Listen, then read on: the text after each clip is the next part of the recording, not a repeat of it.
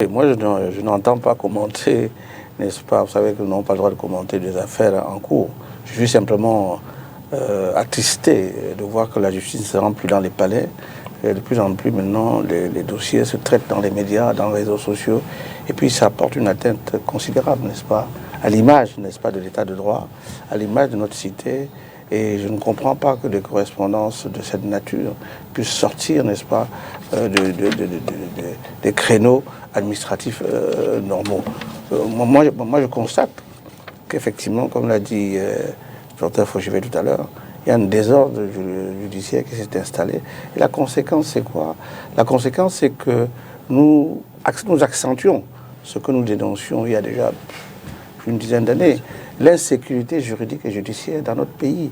Et par conséquent, l'attractivité économique du pays s'en trouve, n'est-ce pas, plombée. Vous, quand un investisseur étranger se rend compte qu'une personne de cette hauteur peut être happée comme ça par le système judiciaire sans que des précautions minimales aient été prises pour vérifier, n'est-ce pas, la pertinence, n'est-ce pas, des critiques qui lui ont été faites. Parce que moi, je ne connais pas le dossier. Donc, voyez-vous, je ne m'exprimerai pas sur le dossier.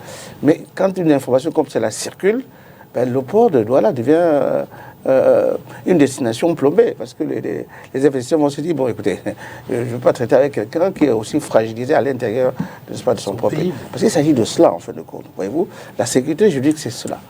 La sécurité judiciaire, c'est aussi le fait que je note qu'il y a des documents qui circulent, où des magistrats s'expriment, accusent. Pour moi, je suis abasourdi, n'est-ce pas, de lire ces documents-là. Et je me dis, faisons attention. Parce qu'après le désordre judiciaire, qu'est-ce qu'il y a? C'est l'anarchie. Si la maison de justice n'est plus crédible aux yeux, n'est-ce pas, du citoyen, si la maison de justice n'est plus crédible aux yeux des investisseurs, si la justice n'est plus capable d'assurer ce que moi j'appelle l'état de droit, comment voulez-vous qu'on puisse réconcilier les Camerounais avec leur justice? Comment voulez-vous qu'on puisse réconcilier, n'est-ce pas, nos investisseurs, nos partenaires étrangers avec notre justice? Et comment voulez-vous que, n'est-ce pas, une institution puisse prendre le risque de mettre ses billes dans notre économie si, n'est-ce pas, du jour au lendemain, ces billes peuvent disparaître? Donc je pense que nous devons faire extrêmement attention à ces questions-là.